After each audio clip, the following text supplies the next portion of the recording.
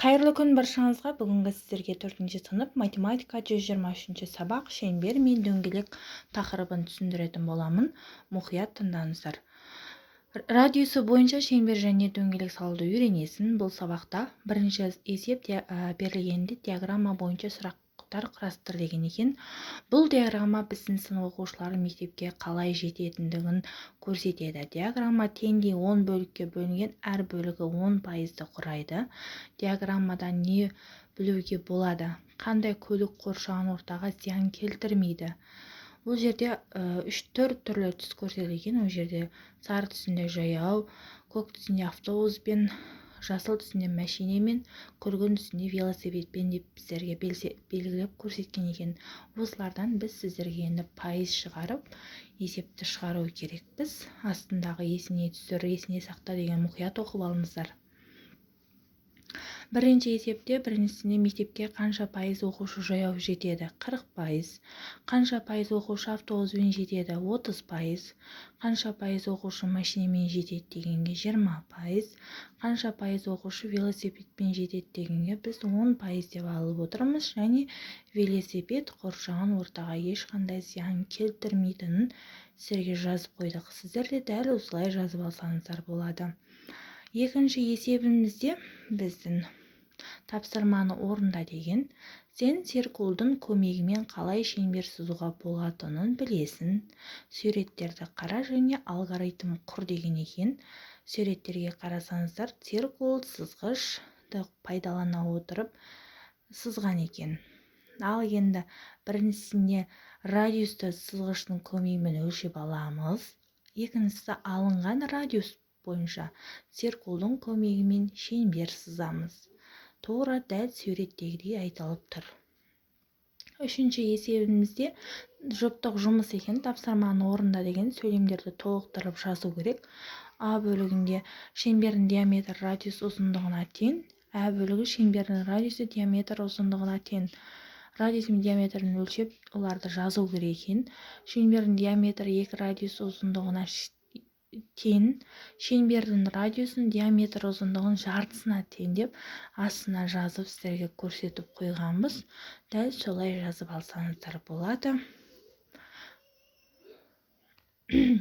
Төртінші есебімізде топтық жұмысқа берілген тапсырманы орында деген 3 шеңбердің өлшемі бірдей. Шеңбердің диаметрі қанша, шеңбердің радиусы қанша деп берілген екен сіздерге. Енді сіздерге бұл есептің жауабын диаметрін 6 см, радиусын 3 см деп алып көрсетіп отырмыз. Дәл осылай жазып алыңыздар. Бүгінгі 5-ші есебімізде есептерді шығар деген екен. А бөлігін оқып берейін сіздерге. Бірінші мотоциклші 3 сағатта 270 км жүрді. Екіншісі дәл осындай уақытта біріншісінен 30 км артық жүрді. Екінші мотоциклшінің жылдамдығы біріншінің жылдамдығынан сағатына қанша километрге артық деп сіздерге сұрақ қойылған екен.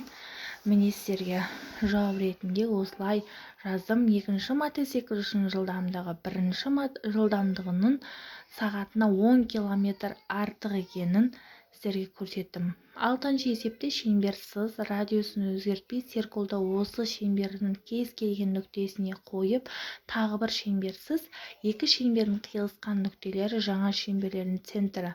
Негізгі шеңбердің ішінен біртіндеп гүлдің бейнесі шығады деген. Міне қарап тұрсаңыздар, бірінші, екінші, үшінші, төртінші, бесінші суреттерге қарасаңыздар, дәл айтқандай шыққан. 7-ші есепте математикалық күнделікті өмірде деп алынған екен. Тапсырманы түрлі түсті қағаз дөңгелектермен орында деген екен. Осындай өрнек жасау керек деп елестет. Дөңгелекті қанша бөлікке бөлу қажет екендігін ойла. Саған қанша және қандай түсті дөңгелектер қажет екенін қарап аламыз. Дөңгелекті 9 бөлікке бөлу қажет. 3 түсті 3 дөңгелек қажет екені осылай есеп шығарылды. Ал бүгінгі 8-ші есебімізде тапсырманы орында деген түрлі түсті қағазды 2 немесе 4 түсті диаметрі 6 см болатын 4 дөңгелек жаса, олардың диаметрін сыз депті. 9-ші есептерде ойлан және жауап бер деген екен. 12 монетаның арасында біреуі жалған және салмағына қарай басқаларынан өзгеше, сонымен қатар оның ауыр екені белгілі. гір тассыз табақшалы таразда 3 рет өлшеп жалған монетаны тап деген екен. Мен сіздерге мынандай етіп есепті шығарып көрсетіп отырмын. Дәл осылай жазып алсаңыздар болады. Бүгінгі 10-шы есебіміз үй тапсырмасы ретінде сіздерге беріледі.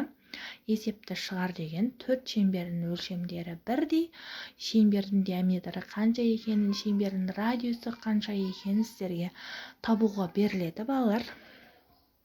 Бұл есептің жауабын сіздерге мынадай етіп ұсындым. Диаметрі 12 сантиметр, радиусы 6 сантиметр деп ұсынып отырмын. Осы есеп ұнаса лайк басып комментарий жазуды ұмытпаңыз және арнама тіркеліп кетіңіз.